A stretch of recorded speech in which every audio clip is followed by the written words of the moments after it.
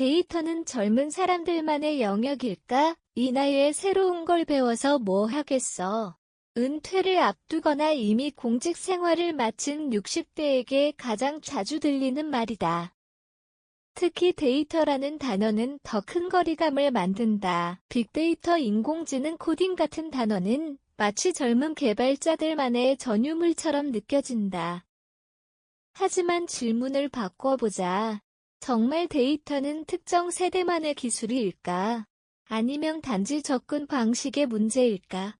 지금 우리가 살아가는 시대는 데이터 없이 설명할 수 없는 시대다.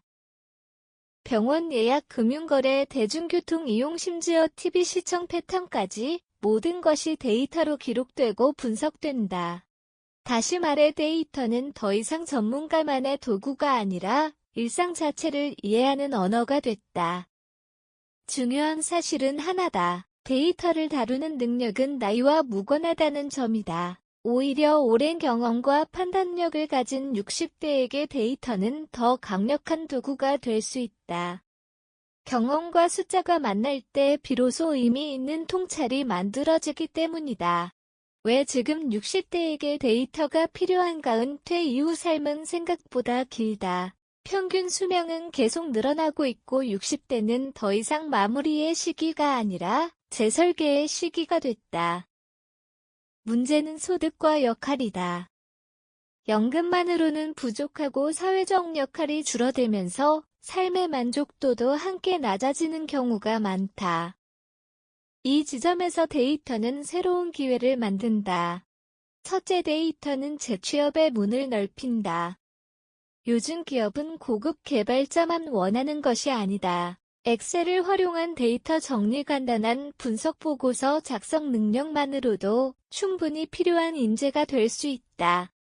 둘째, 개인 사업과도 연결된다.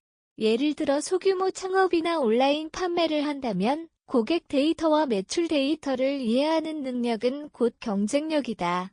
셋째, 삶의 질을 높인다.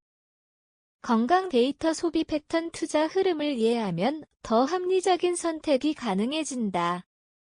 이처럼 데이터는 단순한 기술이 아니라 은퇴 이후 삶을 능동적으로 바꾸는 도구다. 코딩 공포를 넘는 현실적인 학습 전략. 많은 60대가 데이터 공부를 포기하는 이유는 단 하나다.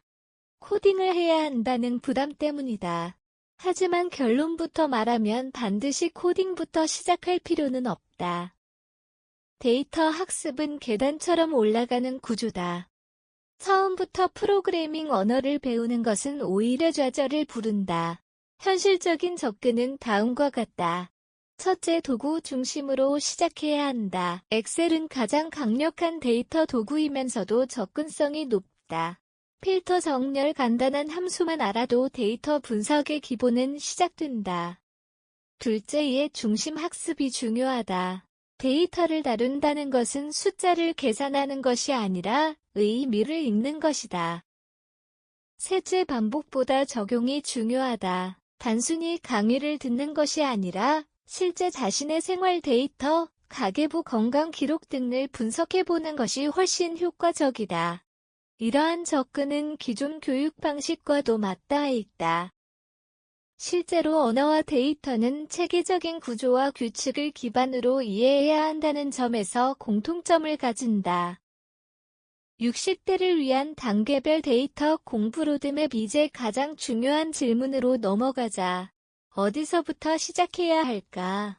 현실적인 로드맵은 다음과 같다. 1단계는 데이터 감각 익히기다. 뉴스나 유튜브에서 나오는 그래프를 이해하고 숫자의 의미를 해석하는 연습을 한다. 2단계는 기술보다 사고방식이 중요하다. 2단계는 엑셀 활용이다.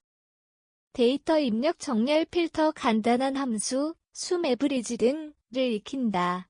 이 단계만으로도 이미 데이터 활용의 절반은 넘어선다. 3단계는 시각화다. 차트와 그래프를 통해 데이터를 표현하는 방법을 익힌다. 보고서를 만들거나 타인에게 설명하는 능력이 생긴다. 4단계는 기초 분석 도구 확장이다. 필요하다면 파이썬이나 간단한 데이터 분석 도구로 넘어갈 수 있다.